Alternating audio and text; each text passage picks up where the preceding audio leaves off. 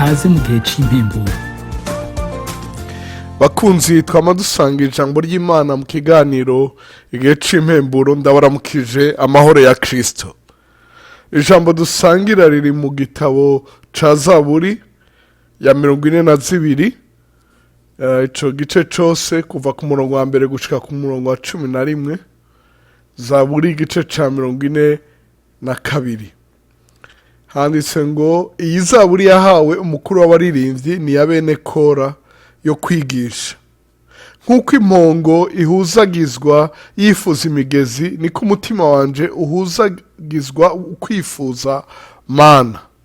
Umutima wanje ugirira Imana inyota, Imana nzima. Nzoza ryari ngo nseruke mu nyonga z'Imana. Amosozi yanje niyambereye ivyo kurya ku murango no mw'ijoro. Bakarenza izuba bambaza bati Imana yawe iri hehe? Ibi ndavyibuka umutima ukantunturira mu nda, ingene najana n'ishengero mbajana mu ngoro y'Imana. Tugenda n'ijwi ry'akanyamuneza n'ishimwe, turi ikoraniro rigize umunsi mukuru. Mutima wanje, niki gitumye wicurikira? Niki gitumye umpagararamo? Niwishimira Imana, kuko nanone nzosubira kuyihimbariza, agakiza kava mu nyonga hayo. Mana yanje, umutima wanje uricurikiriye. Nico gituma nkwibuka ndi mu gihugu ca Yorodani, no ku misozi ya Herumoni, no ku musozi Mizari. Idamba rihamagara irindi damba kubwo kubomborana kw'amasumo yawe. Imipfunda yawe yose n'imikuba yawe yose birandengeye. Uhoraho angerera imbabazi ziwe ku murango, no mw'ijoro indirimbo yiwe yamana nanje. Niyo nsengesha Imana y'ubugingo bwanje. Nzobaza Imana igitandara canje, nti niki gitumye unyibagira? Niki gituma ngenda nkandaye kubw'agahahazo k'abansi banje? Abansi banje bantuka nk'abanjajagura amagufa. Bakarenza izuba bambaza bati Imana yawe iri hehe?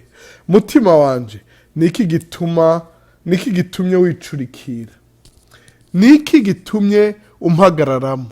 Niwishimira Imana, kuko nanone nzosubira kuyihimbaza. Niyo gakiza ko mu maso hanje n'Imana yanje. Bakunzi muriko muradukurikira, yaba uri wenyene canke uri kumwe n'abandi, ngomba mpagare kuri iri jambo riri ku murongo wa 2. Umutima wanje ugirira Imana inyota, Imana nzima. Uyu yabivuze kuko hari izindi Imana nyinshi. Yari mu gihugu kitari iciwe, yari kure y'ingoro y'Imana, yarakumbuye kudugana n'ishengero mu ngoro y'Imana. Abantu bakabona ivyo ko aracamo, bakabona ngo Imana yawe iri hehe? Hariho abitiranya Imana n'inzu, hariho abitiranya Imana n'amafaranga. Izo si Imana nzima. Ivyo ni ibintu biriho ejo bikavaho. Ivyo ni vyakozwe n'amaboko y'abantu. Hariho Imana nzima.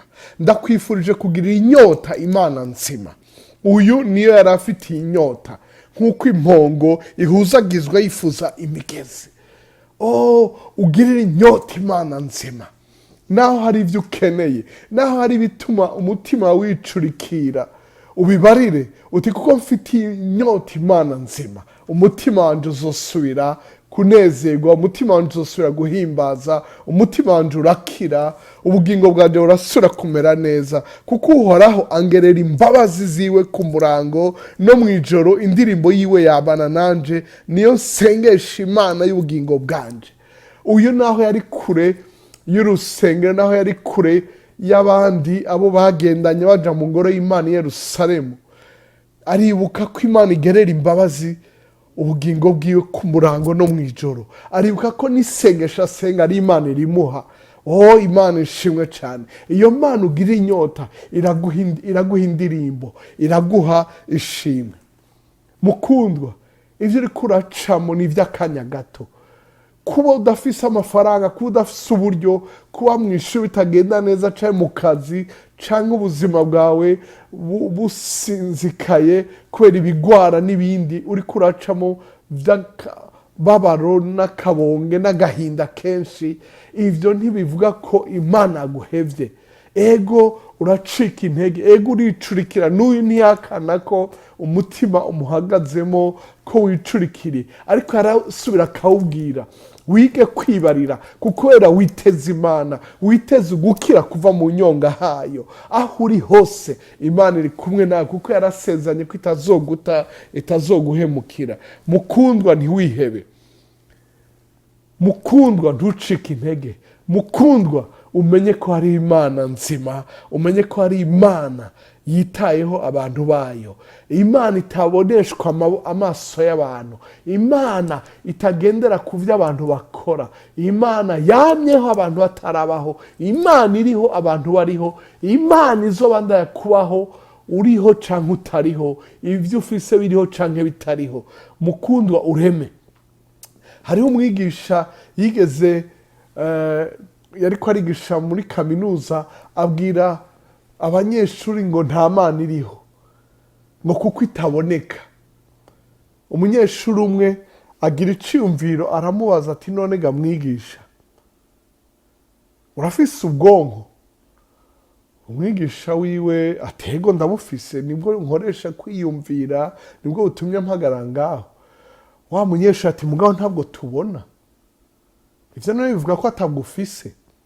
Mukundwa, ivyo uriko urasengera bitarashika ntibivuga ko Imana itariho. Nje kukubwira ngo umutima wawe ugirire Imana inyota, Imana nzima, Imana ishimwe cyane. Oh haleluya, oh haleluya, oh haleluya. Imana ikugirire neza, we wizeye Imana nzima, udashize umutima ku mafaranga, udashize umutima ku bintu. Ego urakora kugira ngo ubironke, urakora ngo uyaronke, mugabo n'igihe vyatevye ntibivuga ko Imana nayo yatevye. Iri kumwe nawe, ni Imana nzima, yamyeho, iriho kandi igira yerekane mu bugingo bwawe n'ubwiwanje. Imana iguhezagire, Imana ikugirire neza, uragahezagirwa niyakuremye. Urakoze kudutega yombi.